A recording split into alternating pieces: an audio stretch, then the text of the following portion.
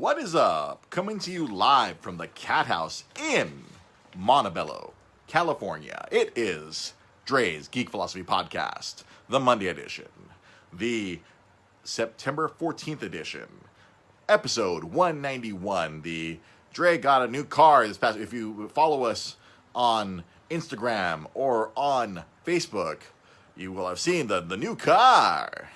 You know, being a dad, you know, I had to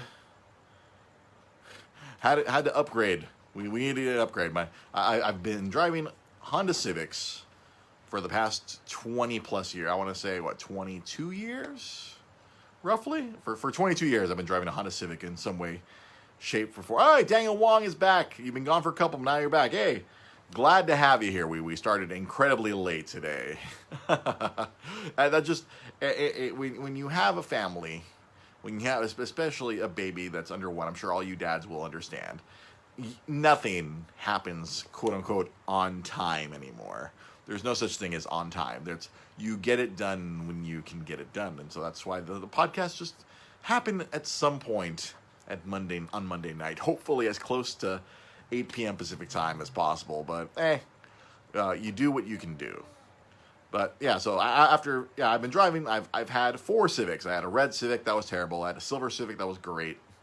I had a blue Civic that was also great, and then I had this nice little white Civic. I guess it was Cliff Jumper, Megatron, Soundwave, and Wheeljack.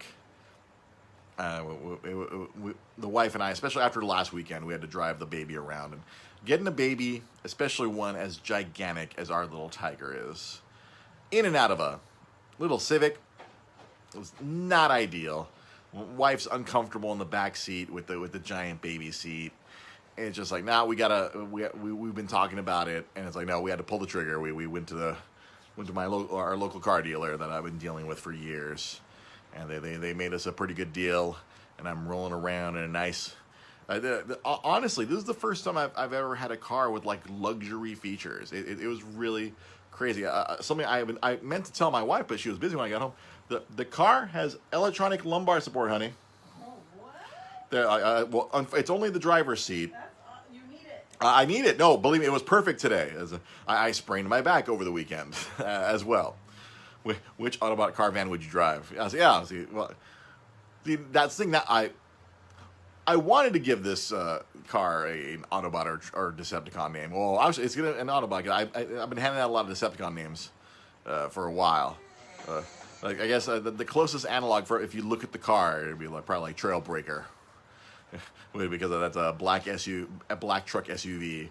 But no, I think the wife and I agreed to the Autobot name, the Transformers name stays with the Civics. This one, it's gonna be the Tigermobile or the Babymobile or whatever. Yeah, Daniel. That's why. My mom has gone through that. That's why she can. After she got her first Mercedes, sometime in the '90s, she cannot get rid of her Mercedes.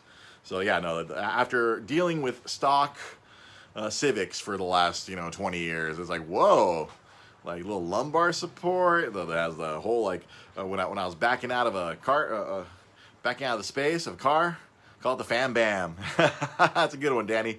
Call it the Fam Bam. Yeah, I was tripping out. It has all those all the safety features you see in commercials.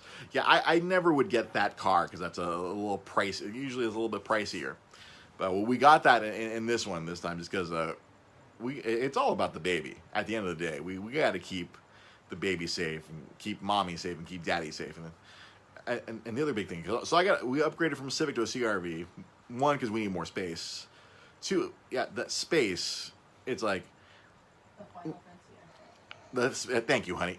My wife, the MVP in the background, space, the final frontier. Picking up baby stuff, you gotta have a bigger vehicle. It's out of control. Like we got this awesome this thing called a Jumperoo that we frequently put Tiger in because he loves it and it keeps him occupied and when it allows us to do things like wash dishes or in my case take a crap without having to worry about the baby. This Jumperoo would not have fit in my Civic. We had to borrow our mother-in-law's SUV to pick it up. So like everything, right there, Daniel Wong, strollers and baby gear. Yeah, you gotta have. I could barely, if we needed to go on a little trip. What do you call it? I couldn't fit that stuff in my Civic. Now we can put it in this CRV. We're much happier. Like nice little upgrade, a little luxury, right? It's like a little bit of luxury. Like I had a little lumbar support. Now it's like I can have the AC blowing on me, and my wife can turn it down, and she doesn't have to have the AC blowing on her. It has a little climate control nonsense. It's insane. I'm turning 41 next in 2 weeks, and this is the first time I've had luxury in my control. My mom's always had her little luxury Mercedes, but I've always when I was younger, I only experienced it from sitting in the back. But now having the driver's seat and control, like wow, this is it's crazy. But now it's much bigger. It's really nice. It drives so smooth. I was just like I'm so used to being low to the ground, in my little Civics. That's how that was like I felt like that was part of my identity through my 20s and my 30s. Like oh, I'm rolling my Civic. I'm an honorary Asian. I've rolled with my people here in Monterey Park. Roll in. Right, I see all the cool Civics all through the 90s because back then I don't know how many car guys are on here. I know there's a few who are really car gentlemen. You know what I'm talking about. Man, back in the 90s, Civics were like I thought I was a 92 or 93 Civic. They just looked cool. They were awesome. Need a 1, 2, or 3 strollers. Oh yeah, no, we got the stroller. If you got the bigger stroller down the line. We might need to hit you up, Mr. Daniel Wong, and do an offer up. So yeah, it's just been crazy. Nissan Rogue. Yeah, that's what my mother-in-law has. I want to give my SI to my son. All I ever wanted was dude. I wanted like a '92 Civic so bad because it looks the little slope top in the back. It looked like kind of a fake spoiler. It looks so cool. Like oh man, those early '90s Civics. I think I ended up getting I had like a '95 or '96 Civic, which was a total lemon because I didn't know we were lied to and it was a salvage and it was just I had a terrible experience. For those of you who know, I don't know if you remember the red Civic I had in the late '90s. That thing was just a money pit. I got my nice little silver Civic. That one was like good old reliable. I always called that car Megatron. Lived up to its name. When I crashed it, it still drove after the crash for 2 days. For 3 days, it still drove. And I took it in to like, can we get this fixed? Nah, man, this is totaled. No. And I got the blue Civic Soundwave. That was a trusty vehicle for several years. I had that car for like 6-7 years, and then I fucked that one up. Sadness. And then I had Wheeljack. My white Civic, it was nice.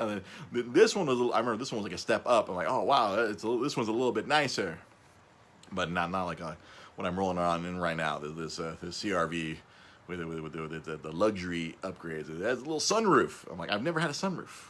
Yeah, Warren, you remember the red Civic? That's right.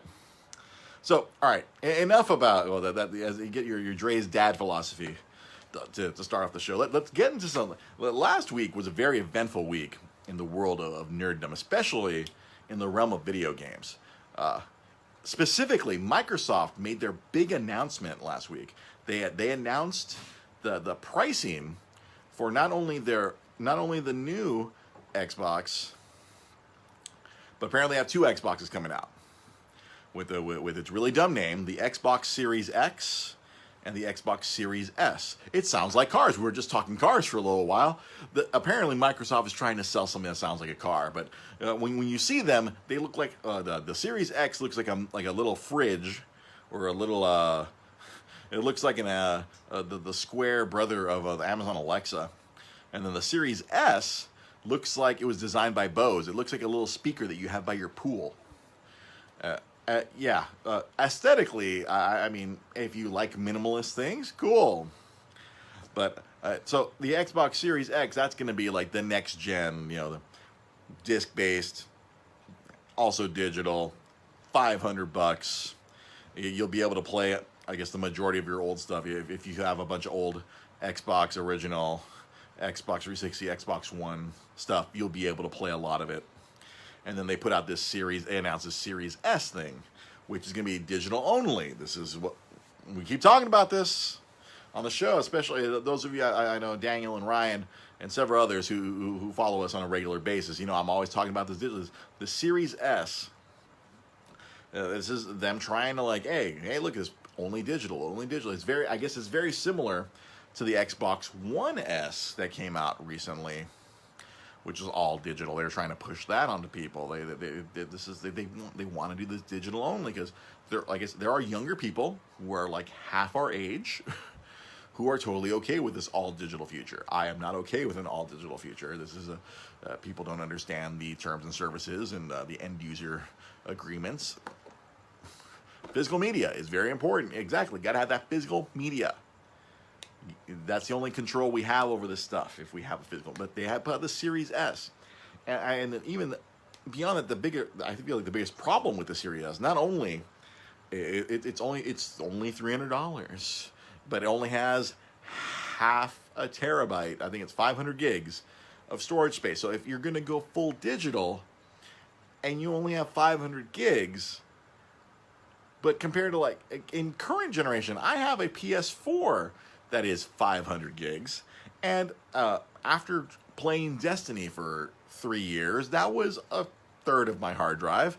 And a lot of these modern games take anywhere from 50 to 100 gigs of your hard drive. So you end up having to delete a bunch of stuff. As my boss seemingly says, yeah, sometimes you're just buying a disc and you end up having to download the rest of the game off the internet. So yeah, this all digital thing, the biggest hindrance, especially I was doing a lot of research about this today for tonight's show. The biggest hindrance, not even just the storage, because obviously people who are PC gamers, they've been having to deal with this with your Steam accounts and whatnot, and having to download and delete all your stuff because you have limited space on a PC. This Series S might as well be a little tiny PC.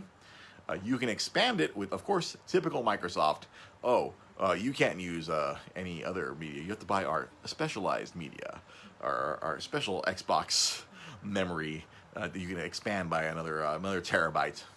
But even then, now the storage space is it's not enough. We talking about XSeX? That's right. We are talking about the XSeX. Talking about the XSeX and the XS. Yeah, this all digital future. No, it's not feasible. The point I was about to make, it's not feasible because our internet here in America is incredibly terrible. And because of the distance we all have to travel for, and the fact that the internet company has put data caps.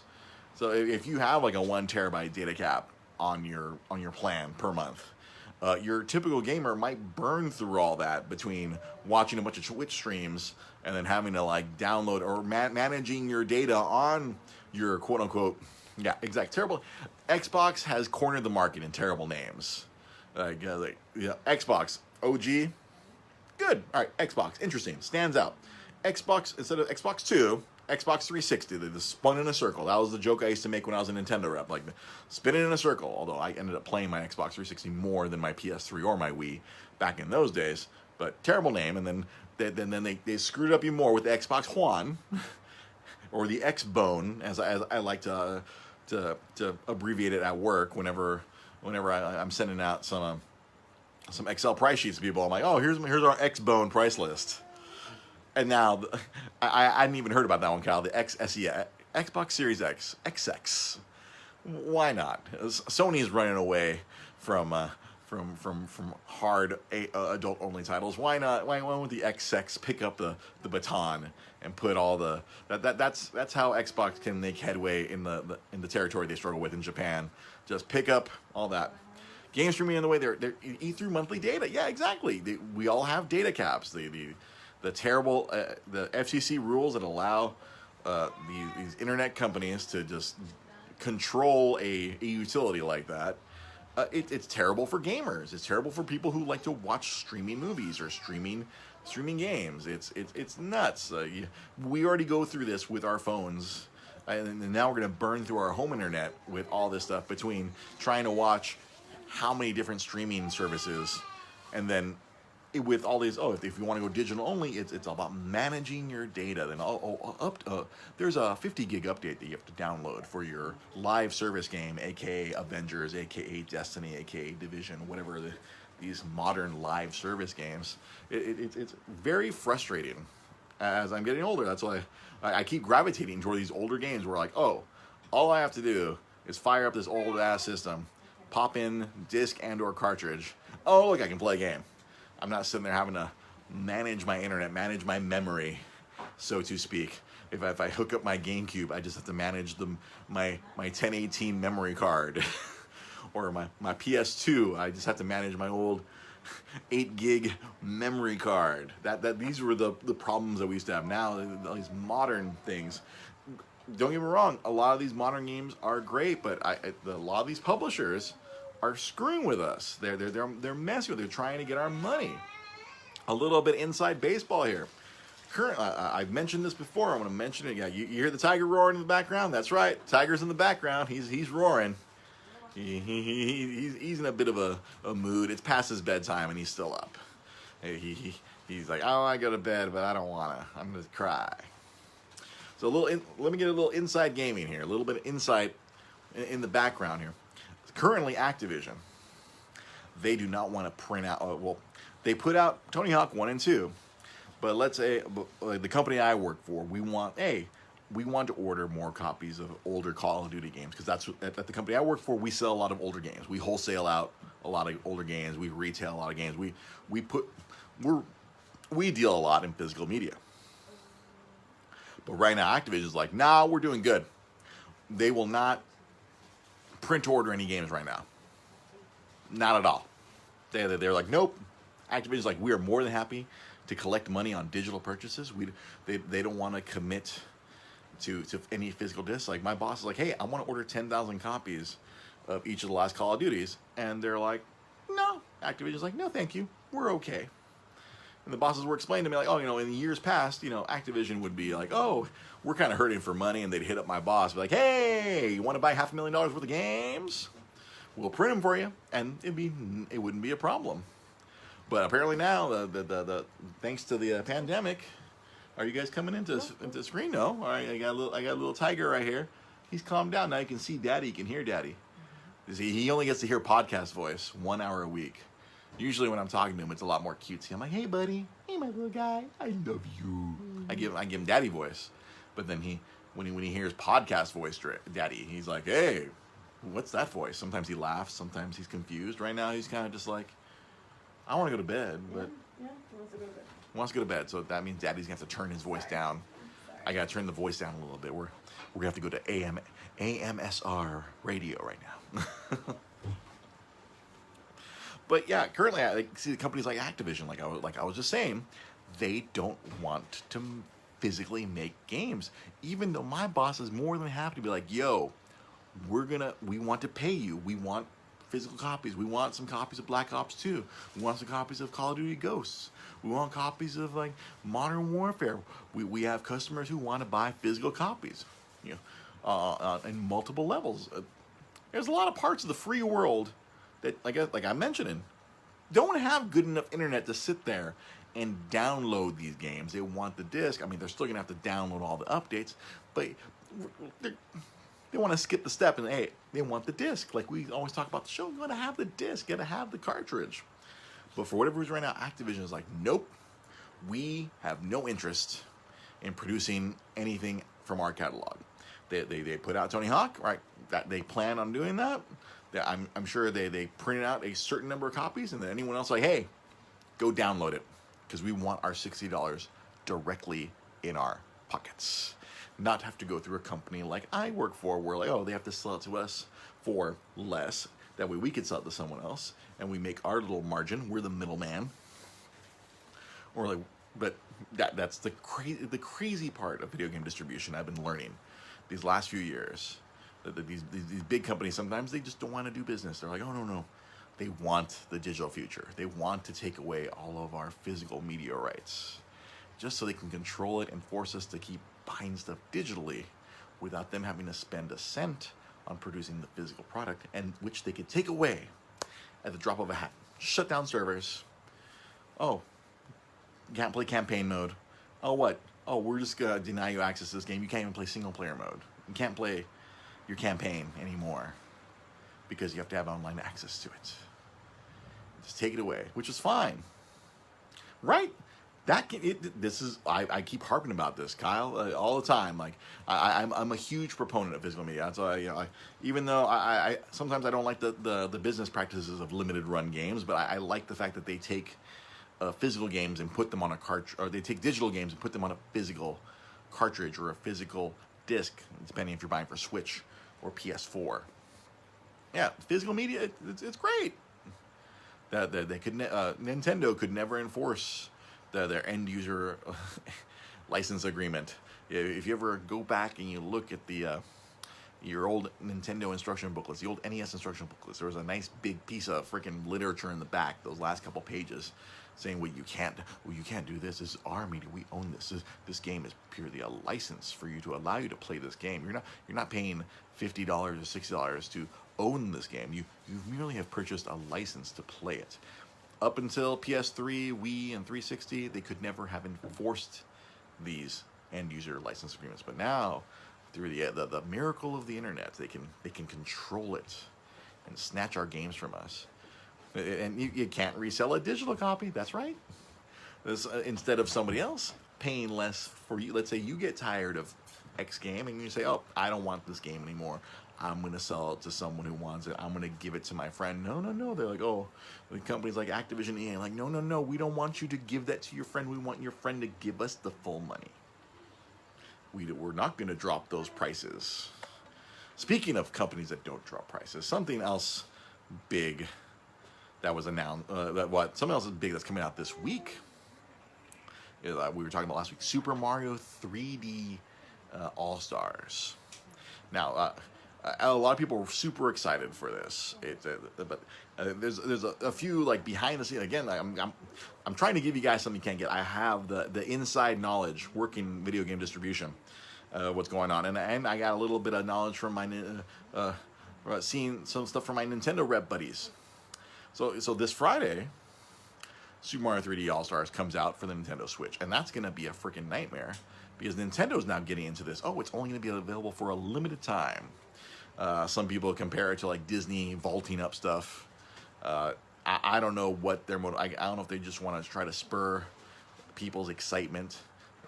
We theoretically only have 6 months to purchase this game, whether physically or digitally. They're going to remove it from their digital store as well. If you say, oh, I don't have to worry about sellouts. I'm just going to buy it digitally for my Switch. Yeah, you can buy it digitally for your Switch, but only for 6 months, and then it's going to disappear. You can re-download it. They're going to still have it available on their servers, but it's a limited run. So from the distributor end, it's been a nightmare. We're trying to get, everyone wants copies of it. Well, I'm getting, yeah. So you only buy digital if it's on sale. This game, yeah. I've made a few digital purchases myself, but I bought the Afternoon Collection for my PlayStation 4 way back, but I bought it for like $4. If I lose my right to play it, then I'm like, okay, I'm only out $4. If I had paid the full freight, $20 or $30, then I'd be very unhappy if I lost access. I think it was a Luminous Remastered. I think I happily handed over $10 to on the Switch for that digital. But what's going on with this Super Mario 3D All-Stars? Our company, we're being hit up like crazy. Like we're getting some copies. We literally have to go through Nintendo of Latin America to get our hands on this game because Nintendo of America, for whatever reason, they don't want to do business. They only want to sell to Target and Walmart and select other people that they're willing to do business. It's a wacky, weird world of video game distribution. It's incredibly frustrating, but incredibly fascinating at the same time.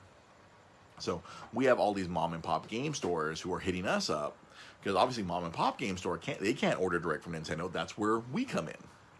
So we're going through Nintendo LATAM and we're getting a few thousand copies, but my boss is like, we've already sold half of them. These things are like, I'm sure there's crazy resellers out there who are going to try to scoop all these up and resell them on eBay or Amazon at crazy prices. Amazon directly, obviously Amazon is dealing directly with Nintendo. They sold out as soon as they put it up last week. Like, oh, Super Mario 3D All-Stars for Switch, boom, they sold out instantly. So it's out of control. We have, and people are frothing. One of my coworkers, like he bought a Switch with the hopes of like this Mario Sunshine, because we had heard rumors back around E3 that it's Mario's 35th anniversary. They're gonna bring back some old games. So he was like, oh man, he got a Switch because he wanted to play Sunshine. And so we're like, hey boss, are we gonna be able to buy a copy? Or have you already committed all of our few thousand that we're gonna get? Because normally we try to haul in a lot. When Streets of Rage came out, we were the exclusive distributor, so we had like freaking 50,000 copies of that game. We were one of the primary distributors physically, and that game sold. I mean, they sold it obviously to Walmart and Target as well, but for all the mom and pop game shops, we're the source. But yeah, it's out of control. I'm getting signups on our wholesaling like left and right. Hey, I'm signing up. Do you have Mario 3D All Stars? Like, can you sell me? How many can you sell me? And we're like, hey, limited quantities, because Nintendo is limiting quantities, or they're limiting the time. And what's also crazy. So, again, everyone get your drinks. Remember, I used to work for Nintendo. Take a drink, everyone. So I still see some of the shenanigans of some of my Nintendo rep buddies through social media. And I talk to a few still here and there. We still gab about the world of Nintendo repping. So they have the Nintendo reps. They ever since the pandemic has started, they have not been out in the field. That's why if you walk into a Target or walk into a Walmart where there's a Switch display, it's probably been down because there's no one out there fixing them. There hasn't been a rep sent out because they kept them all home. Especially considering the majority of a lot of the Nintendo reps, especially on the Midwest and the East Coast, they're older. They're up in the 50s, 60s, so they're probably high risk to catch COVID-19. So Nintendo, credit to them, they had them stay home. They had a lot of them work customer service, because especially when Switch was selling out and people couldn't get their hands on it, people contacting Nintendo.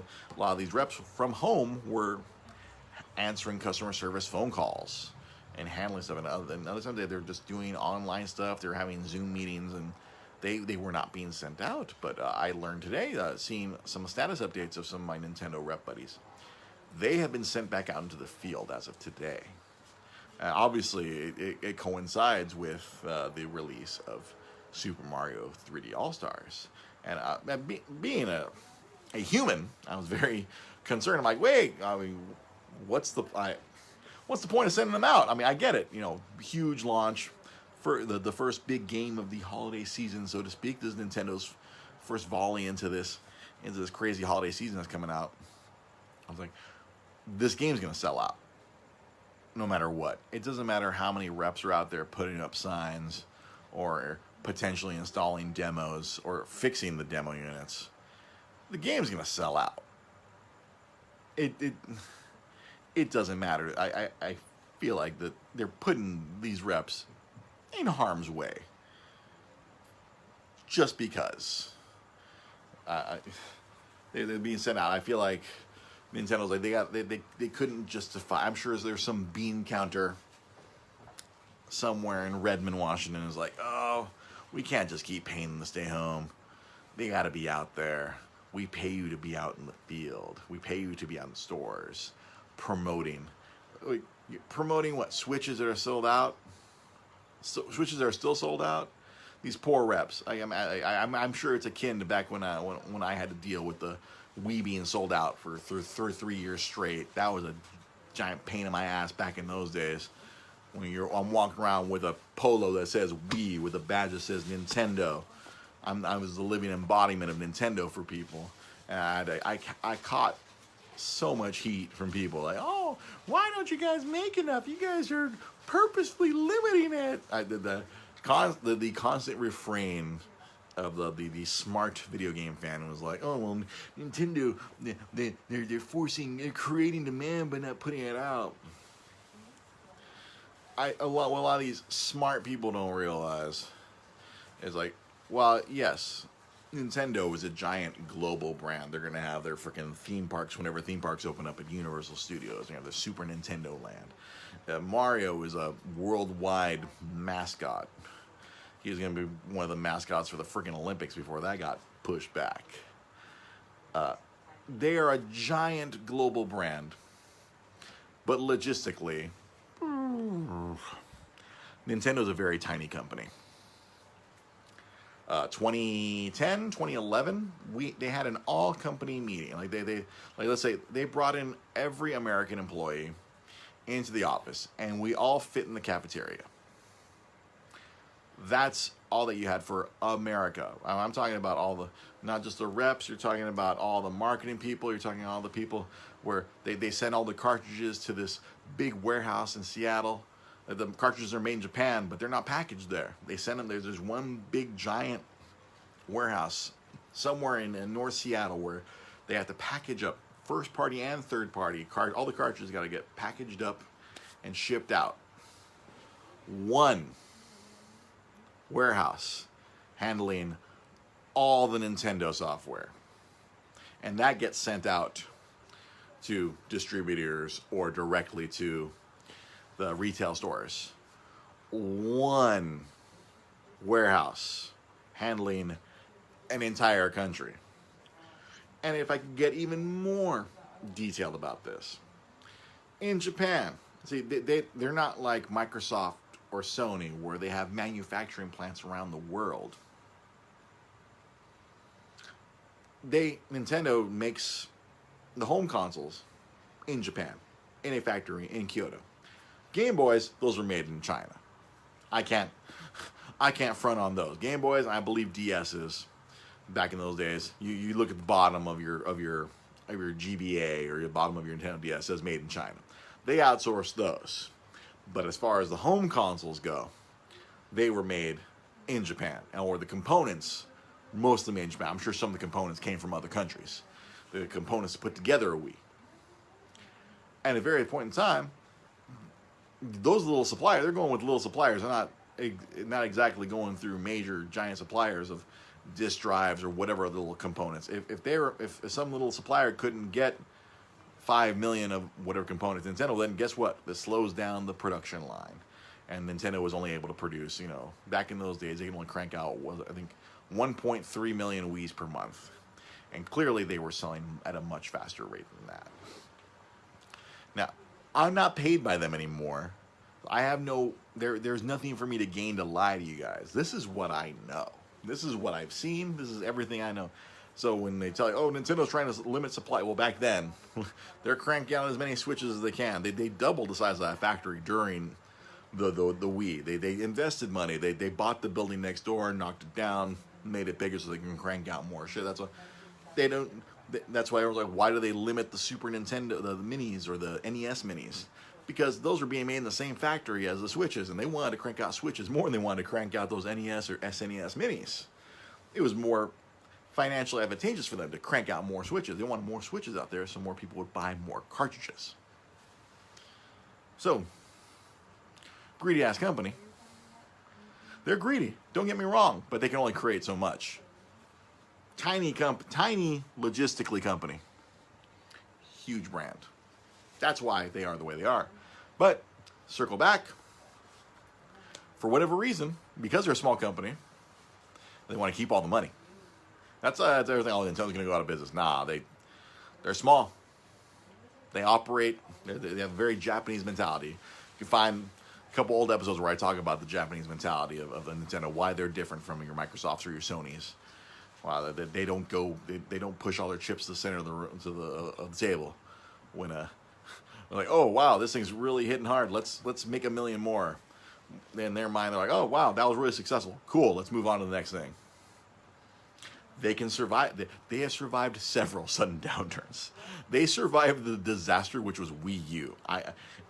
I wish a part of me wishes I hadn't quit during the Wii U because that was such a dark time for them. I ironically left literally like the day the Wii U came out. Now, we did not leave because of the Wii U. I left because I was stressed out. Yeah, they can survive a pandemic. All these big video game companies are making huge money. Yeah, Sega was the same way, but Sega transitioned to a third-party publisher. Ironically, my company has the company I work for has a great relationship with Sega. We are flowing in Sega games all the time where I work. But yeah, it just big company, small, big brand, small company. Which therefore asks me, why in the world are they sending these reps out There's no good reason. There's no switches. This 3D All-Star game is going to sell out instantly. Resellers are going to go ham reselling this thing. It's a 60 retail. I'm sure there's already auctions on eBay right now, pre-sale. Like, I used to see this shit when I worked in comic books. So like people would like buy certain shit and just they wouldn't even have it in hand. They just put it up on eBay and then hope they could fulfill it when it comes out. I'm sure there's assholes already. I'm like, all right, they trying to get their hands on some copies so I can sell them for $80, $90 because there's going to be people out there. There's going to be really big super fans of Nintendo who are like, I need to have that game. And it's going to be limited. It's only available till March. And after that, Nintendo's going to put it in the vault until like 3 years later when they bring it back out of the vault to make everybody happy. That's my speculation. Because another something that annoys video game fans is how Nintendo doesn't drop the prices on their games. All these other Activision, EA, whatever, Warner Brothers. I guess the best example is Mortal Kombat 11. Literally the day it came out, they had already discounted it down to $50. They're like, no, fuck it, sell it. We want to sell as many as we can. Drop it to 50. Drop it to 40. Drop it to 30. Just keep dropping it. Who cares? Sell, sell, sell. And a lot of gamers are used to this panic that other developers or other publishers, I should say, will just panic and just sell shit cheap. Like in past years, like I never buy an EA game that's coming out in like August, September, October, because you can just walk into Best Buy and buy it for $30 on Black Friday, and they're gonna have a metric ton of them. If you absolutely have to have your Madden or your FIFA or whatever, yeah, sure, go pay $60. But if you can wait till the day after Thanksgiving, you can get that same game for $30. Nintendo, because Japanese company, like, no, our games are $50 and that's what they're worth, and they will keep them at 50 or in the Switch, in case $60. You will very rarely see a sale. That they'll occasionally do a digital sale because that's more profit. Hey, there's more profit there for them, so they're willing to do that. But on the physical copies, like, nope. Yeah, like, it takes a very long time for them to go, okay, this game is a greatest hits, or what the 3DS and Wii U, Nintendo Selects. As Nintendo selected at this point in time, all right, we're willing to drop the price now that the game's been out for like 4 years. We can sell it at a cheaper rate now. The value has declined after 4 years, where everyone else, they're not even waiting 4 days to slash prices. That's just the stubbornness. This is why they stay in business. They're very stubborn. Yeah, I was beating that. I'm not tempted to wait for sales if I want a game. Yeah, like with Nintendo, that's why I'll just buy a Nintendo game day one, because I'm like, I'm not gonna wait 4 years for this motherfucker to drop in price. It's madness. Like, you have to count on some other company willing to take a loss. Like, this is where you see like where the old Fry's Electronics. This is a regional thing, but a lot of places are willing to take a hit just to get you into the store. Yeah, nothing less than 20. Yeah. A lot of places are willing to, like, they buy something from, let's say, like, they buy something from Nintendo, sell it for probably at their cost or maybe slightly less just to get you in the store, hoping you buy something else that's profitable. That's part of the, I mean, Kyle, sounds like you've worked retail. I'm sure you're well aware of that. I'm sure many of the others, if you guys have worked retail, hey, this retailer, they used to be really big around here, Fry's Electronics, they used to be loss leaders. Hey, we're going to sell Matrix on DVD for $3, but hoping that you come in and buy some other DVD that's marked up to heck. That's a 50% profit to make up for taking a couple dollars loss on that Matrix DVD for $3 or whatever, getting you to come in and buy whatever other nonsense they were just giving away to try to hope that, oh, maybe somebody else will catch your eye. And yeah, this worked back in the 90s, but clearly if you go check out the old Fry's Electronics, it's not working for them anymore. It's chaos there. So yeah, all these video game companies are driving me nuts right now. It's hard to enjoy it It's because at work I'm selling a lot. I'm selling older shit straight up. I'm selling like I move. I'm one of the biggest things that's moving right now is Skylanders starter sets. Apparently, people can sell them, resell them on Amazon. It's fascinating. Like old sports games. We got a client who just wants to buy nothing but old sports games. Like, and we're like, yes, we can provide that. We have thousands of old sports games. Please. Kyle, you worked at Hollywood Video back in the day. Oh boy, you are well aware of markups then. So I want to touch a couple of comic because we used to do a comic book based show, but Pete Molini obviously I got busy. Pete Molini got busy. Then the pandemic happened, so I found a couple of comic book notes I wanted to hit before I finish up the show here today. So the 19th of this month is supposed to be Batman Day. That for whatever reason, 9/19 is Batman Day. But I learned that DC is not putting out any comics for Batman Day. If Pete was here, I'm sure he'd have a whole lot more insight. But for whatever reason, DC Comics is really shunning the comic book store. They're like, nope. The thing that has created this DC Comics empire, the actual comics, for whatever reason, DC is like slowly moving away from them. They got out of the monopoly. They bucked the monopoly of Diamond Comics, which that's cool, but they've created their own little system, which apparently is not great, using another retailer who's pretending to be a distributor. So they're kind of double dealing under the table. But there's no comic books for Batman Day, where in the past, and they cite the pandemic for, oh no, we're not going to put out any comics. But they are sending printed Joker and Catwoman masks to comic book stores through Diamond Comics distributors. And I don't know how much they're charging if the store chooses, or if they're just doing that as a freebie. Here you go.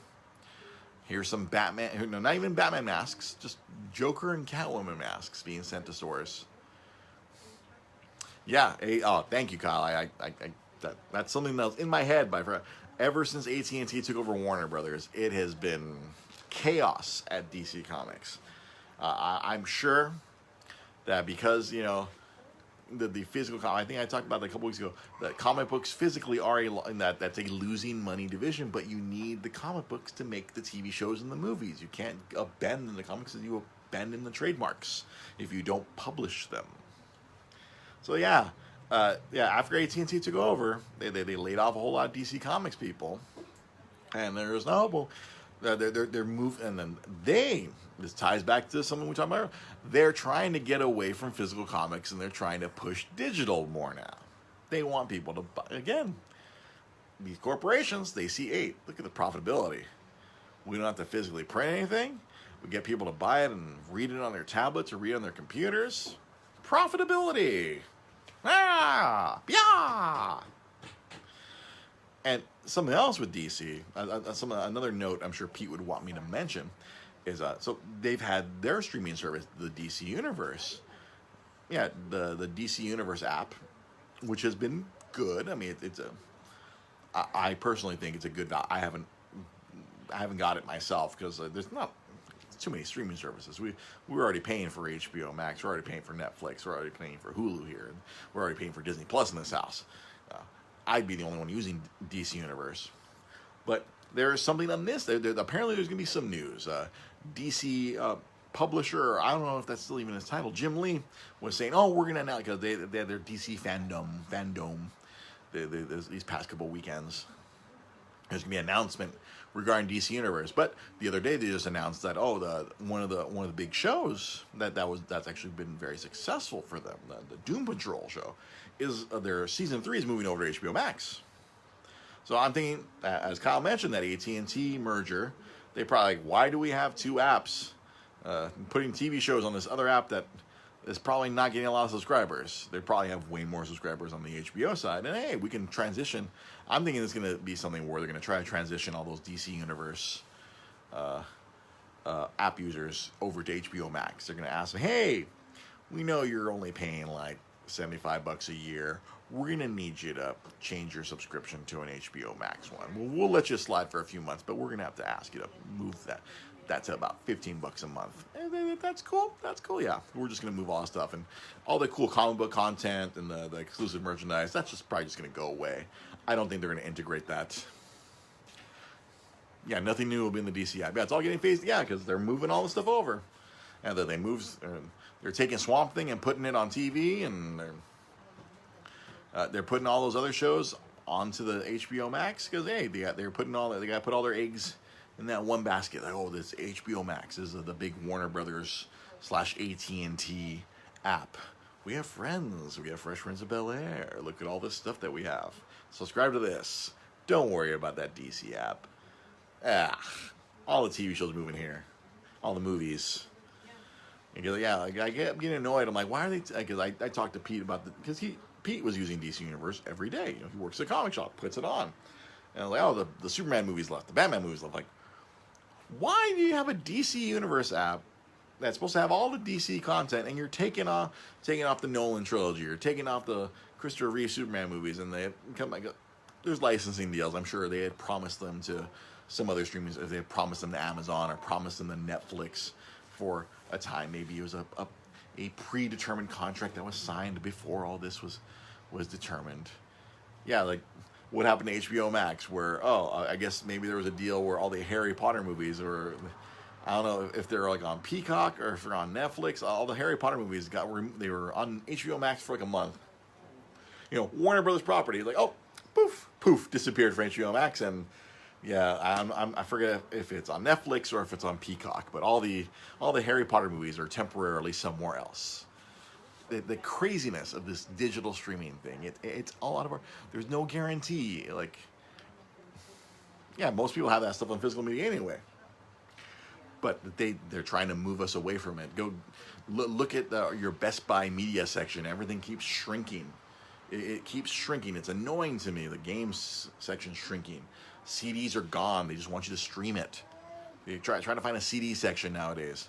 And the other, Target has like half a wall of CDs.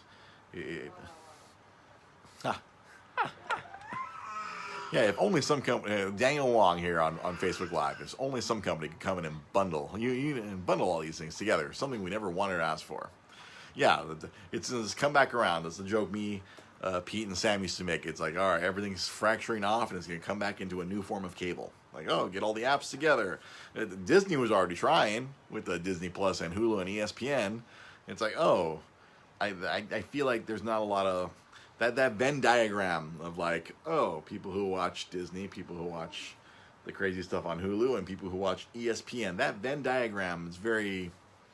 I don't see a lot of overlap. There's like a little tiny overlap where like I feel like I would fit in that little overlap. Oh, cool. I like Disney. I like watching really raunchy, crazy FX shows. And I occasionally still like to dabble in the sports.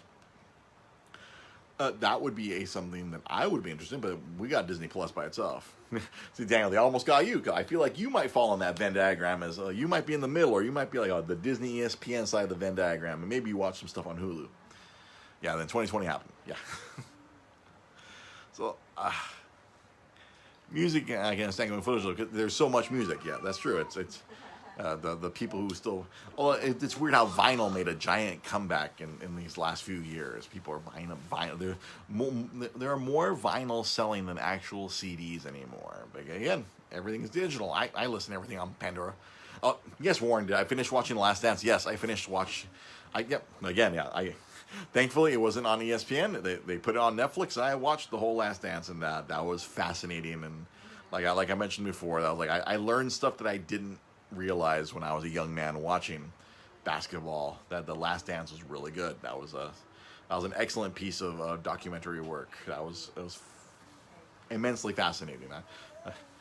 I feel like it'd be like my wife, who really has no interest in sports. I feel like she could watch The Last Dance and be like, oh wow, this is very compelling and interesting. Especially all the Rodman stuff. She'd be like, wow, this is cool. But beyond that, yeah, today was a big anti-crazy corporation day. That's often the theme. Sometimes we have to protect as consumers. We have to protect ourselves from these crazy corporations. As I broadcast to you via Facebook, I know the irony. That's why I repost this on YouTube, and I repost this on other podcast devices, just in case if this all goes down, if this whole Facebook thing blows up on the first Wednesday in November, and if this thing explodes, we have it backed up somewhere else. But I've gone for almost an hour here. There's food waiting for me. Positive. Positive. I got a new car. Yeah. That's like one of my coworkers say. Like, hey, he said, "All right, good. At least something positive is happening in 2020. we got a new car. Got new bill, but new car. Hey, you got to pay for the cool new stuff." So let's wrap this up. Thank you for watching. Make sure, please. Last week I did not produce any extra content. I had no time at work. We've been actually very busy at the video game distributor. Normally I could sneak in and crank out the Dre Versus or Dre's Retro Game Minute, but I had no time. I pulled a giant order going to a major game retailer. We sold a shitload of games to GameStop that they're gonna turn around and sell as used, even though they're brand new. That's another topic for another day. Yeah, they apparently GameStop rubbed together a few nickels and bought a shitload of games, and that kept me very busy last week. I had to literally I had to jump on the forklift. That's how many games GameStop bought. But hopefully I will endeavor this week to put out another Dre versus me versus. I've been having a lot of fun playing the old retro games and getting my ass kicked. Was the last time I put one up? It was a Dre versus Metroid. Oh my lord.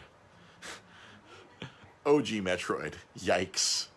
Hard. I don't know how, like, the patience and discipline that we must have had in the 80s to put up with some of those games back then. My God. Hopefully, we'll see. I'll play an NES game, or I might be receiving some donations. Oh, Punch Out.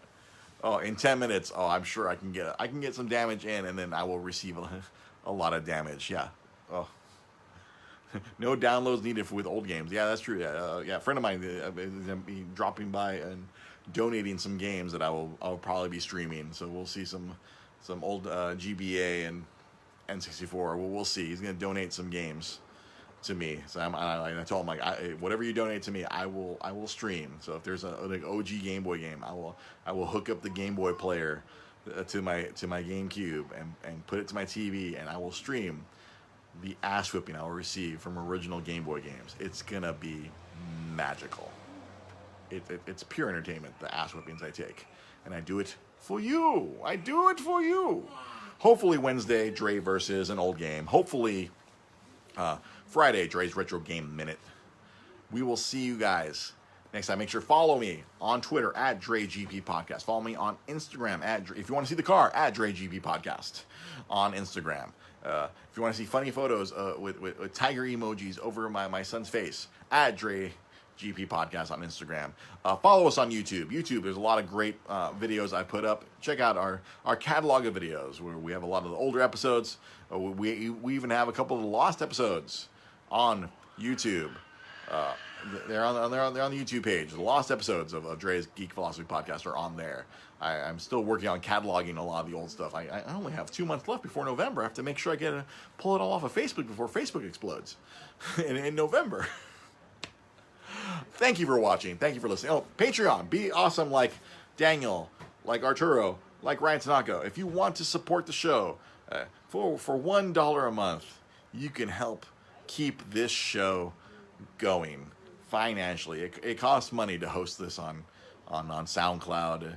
It costs money for a lot of this stuff. But right now we have 3 awesome patrons who are helping cover a lot of our production costs. But if you want to help cover the cost, if you want to help the cause, patreon.com, Dre's Geek Philosophy Podcast. $1 a month will help feed a young podcaster. Thank you for watching. Thank you for listening. We'll catch you guys next week. Have a good one.